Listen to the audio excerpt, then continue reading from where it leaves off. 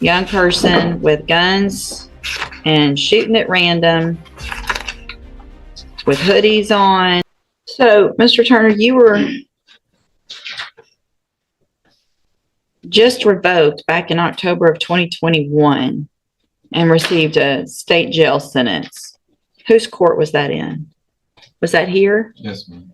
So I know then for certain that I read to you those written admonishments about not possessing a firearm, right? Yes, ma'am. And you have a prior terroristic threat, you have a prior assault causing bodily injury, and you're walking around with some other young person with guns and shooting at random with hoodies on. I mean, then I've got 1, 2, 3, 4, 5, 6 in the last month and a half, 6 incident reports from the jail where you cannot follow the instructions. At this time, I'm going to find that you entered your plea of guilty freely and voluntarily. Find sufficient evidence to find you guilty, and at this time find you guilty of unlawful possession of a firearm by felon. I'm going to sentence you to a term of 5 years in the institutional division of the Texas Department of Corrections. You will receive credit on that sentence for any time that you've been in custody that the law gives you the right to receive. I'm going to hand you the trial court certification that shows that this was an plea agreement that I followed, and so you've waived your right to appeal. Understand that you're fairly young, but you've been given some opportunities already, and obviously you're out there doing some things that could lead you to be in here for something much worse, where you've actually shot someone. It's just not, the running around with guns and shooting has got to stop, and all I can think of is the longer I can keep you away from society, probably the better at this point, because you can't learn.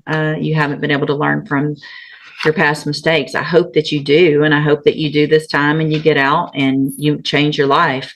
But you're going to have to make those changes. There's help for you out there wherever you need it. There's help in TDC if you need it. But I don't feel like I have a choice today. I'm also handing you, just like I did before a couple of years ago, the written admonishment regarding your ineligibility to possess a firearm or ammunition. I'm required to read this to you again. You should pay attention. Because of the judgment entered against you, you are ineligible under Texas law to possess a firearm or ammunition. Possession of a firearm or ammunition could lead to charges against you. Firearm is a legal term. You should read the written admonishment I provide you to see what devices qualify as a firearm. If you have questions about the laws that make you ineligible to possess a firearm or ammunition, or about how long that lasts, you can talk to Ms. Holmes. Do you understand? Yes, ma'am. All right, you can go back with the bailiff. I feel like I've seen this. You haven't maybe one of the co-defendants that I did something on. This is very familiar to me. Unfortunately, it's a pretty common fact pattern. It's 4 people riding around the car at 12:30 in the morning. There's 3 guns in the car. Yeah. Okay. And I'll just so the court's aware, the driver, Mr. Joseph Matthews, who was charged with felon possession of a firearm from the firearm that's in the glove box of the car, he was on parole after taking a plea deal for the offense of tampering with evidence for his involvement in a homicide.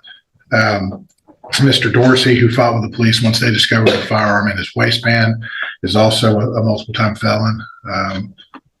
And then Mr. Sam has been convicted out of Harris County as a felon, as well as being on probation out of this courtyard. So there was 3 guns in the car with these 4 people driving around.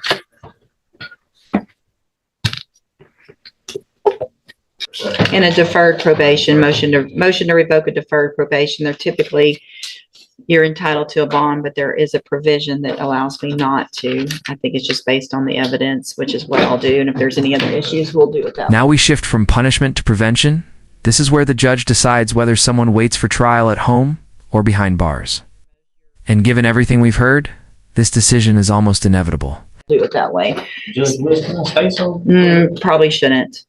Mr. Sam, I'm going to deny your attorney's motion to set a bond in cause number 22-41263. based on the nature of the underlying offense that you're on probation for, which is a robbery, where you were allowed to plead to the lesser included in that case for a probation, and the fact that you have numerous violations, and one of those being a felon in possession of a firearm. Because you also have, it looks like there's a felony conviction that you have out of Harris County. So the fact that you had that conviction and got the probation already was, anyway. That was essentially, I'll just let the court know that he was being held, he had a hold for that case. All kind of at while the we same handled the time. robbery here, Your Honor. I think he was transported back to Harris County after he pled on this case. And got convicted in that case. I believe so, Your Honor. I believe it is a final conviction. Okay. And so based on the nature of the underlying facts that are alleged in that new offense, the fact that it is alleged that you were in a vehicle with several other people with at least 3 guns, other ones that are on parole and convicted felons as well. No Obviously, bond, no release, just consequences stacking up. So here's the big question. Does keeping him locked up protect the public, or does it show the system waited too long to act? Obviously, all of that's a violation of your probation. I think in the interest of the safety of our community, and based on all of the factors set forth in 17.15, I am going to deny that bail be set in this case. If you will get that other case fast tracked if possible, so that it can get go through the grand jury process. If something happens and that case is not indicted, then I will reconsider at that point. Mr. Rojas, I would allow you to file another motion and I would reconsider that. And then once that case goes through that process, if it is indicted, then I want to move as quickly as we can. If there's going to be a plea of not guilty in that case, and then it would probably be my desire to go forward on that motion first if we need to. Take care of it. All right, we'll take care of that the next court date. You can go back with the bailiff.